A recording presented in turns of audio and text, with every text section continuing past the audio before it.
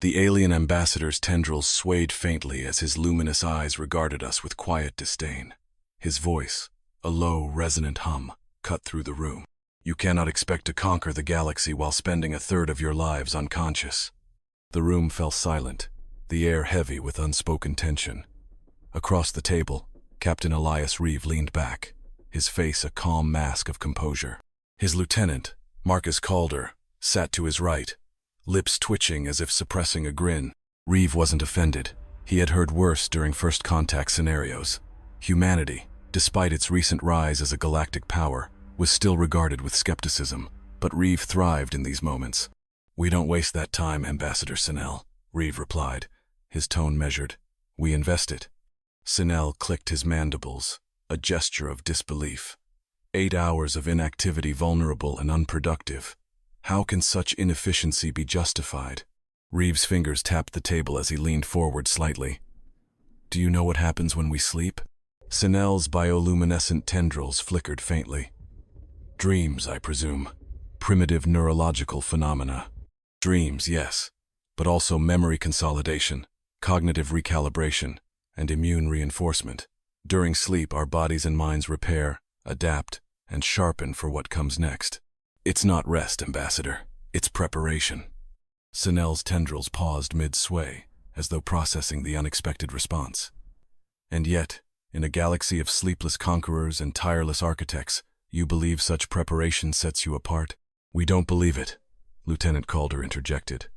"We've proved it." Reeve gestured toward the holographic map on the table, a sprawling network of claimed systems, nearly half marked with the emblem of the United Terran Federation. "When we entered the galactic stage, we weren't the strongest or the smartest. We didn't have the most advanced technology or disciplined armies. What we had was adaptability, creativity, and yes, the ability to sleep." Sinel emitted a low-frequency hum, signaling skepticism. "Creativity? Improvisation? I call it recklessness." Reeve chuckled. "Perhaps. But our so-called recklessness is why we win wars others deem unwinnable. We turn disadvantages into strengths, inefficiencies into advantages. It's not a defect, Ambassador. It's our greatest weapon." Sinel's dark eyes narrowed. "A weapon, you say?" "A rested human," Reeve said with a faint smile, "is a dangerous human." Sinel's gaze flicked to the hologram.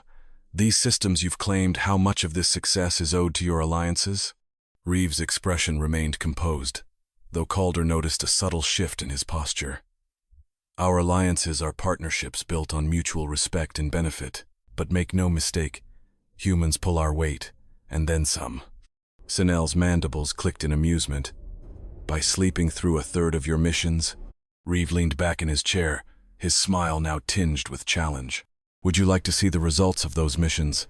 The worlds we've rebuilt, the technologies we've developed, or are you too distracted by our habits to notice what we've accomplished?" Before Sinel could respond, the chamber doors slid open. Commander Julian Harris strode in, a datapad in one hand and a thermal mug in the other. His towering presence filled the room as he addressed the ambassador. "I hear we're debating humanity's worth?" Reeve gestured toward the hologram. "Just explaining how we've done what others thought impossible." "Conquer the galaxy?" Harris said dryly, sipping from his mug. "While napping," Sinel added, seizing the opportunity. Harris set his mug down with a faint smile. "Success isn't just about raw power or numbers.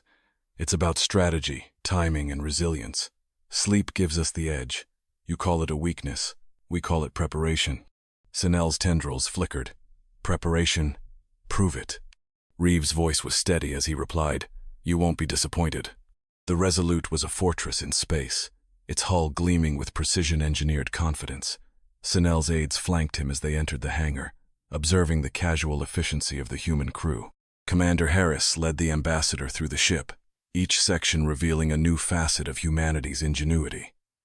Drones powered by adaptive AI, soldiers trained to perfection, and an engine room designed to self-regulate and repair. But it was the Neural Optimization Center that silenced Sinel's skepticism. Dimly lit, the room housed pods where soldiers lay in restful stasis. Harris explained. During sleep, their brains process simulations, refine skills, and optimize performance. It's not just rest, it's evolution. One soldier stepped out of a pod, his movements fluid, his gaze sharp. "How do you feel?" Reeve asked. "Focused. Ready," the soldier replied. Sinel studied the data on a nearby console, struggling to find fault. "Impressive, but simulations cannot replicate the chaos of combat." Reeve's smirk returned. "We don't rely on simulations alone. The real advantage is what happens when we wake up. Rest transforms us, Ambassador. It's how we thrive where others falter." When the distress signal came, the crew sprang into action with remarkable clarity. Sinel observed as the Resolute intercepted a pirate attack on a trading vessel.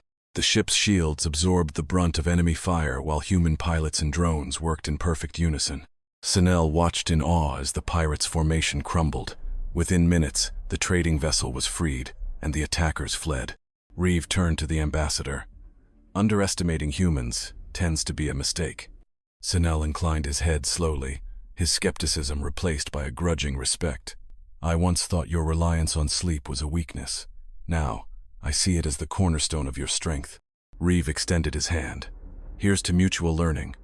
Sinel hesitated before grasping it. To mutual learning. As he departed the ship, Sinel reflected on what he had witnessed. Humanity's dominance wasn't born from brute force or superior technology. It stemmed from their ability to rest, adapt, and evolve. Perhaps, he thought, the galaxy had more to learn from these resilient beings than anyone had imagined.